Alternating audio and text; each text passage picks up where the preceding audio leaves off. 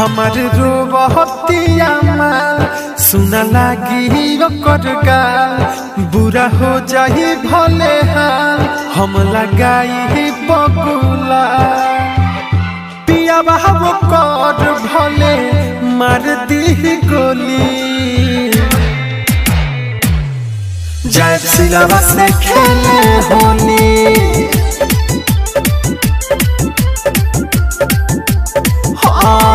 जय सिलवा से खेले होली।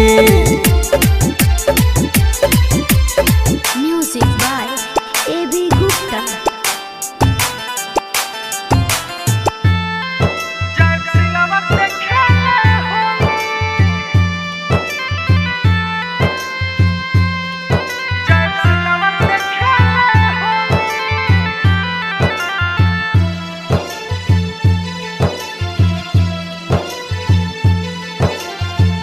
याद आवता वो कर पाड़ा होलिया में सुन भाई रे ओ साल रंगाबा रहे लगवाले लगे हमारा आई रे अगर बोली कवनो सार तो देहब गोली मार चढ़ल बा प्यार के नासा भले हो जाई बिगाड़ बड़ी याद आवे वो कर बोली ठिठोली जय सिलवा से खेले होली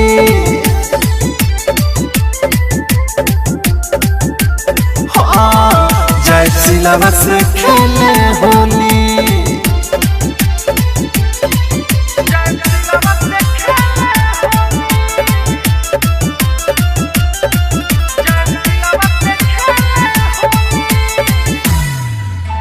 mix by Aditya recording studio Gopalganj.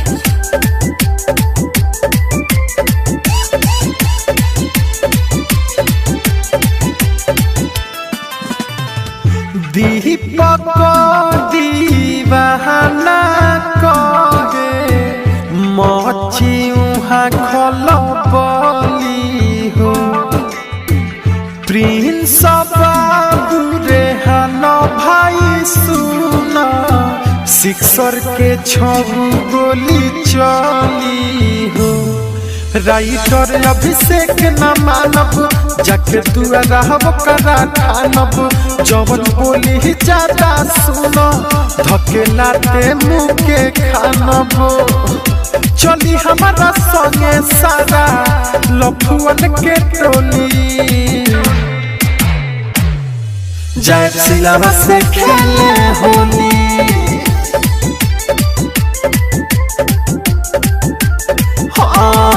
जय सिलवा से खेले होली।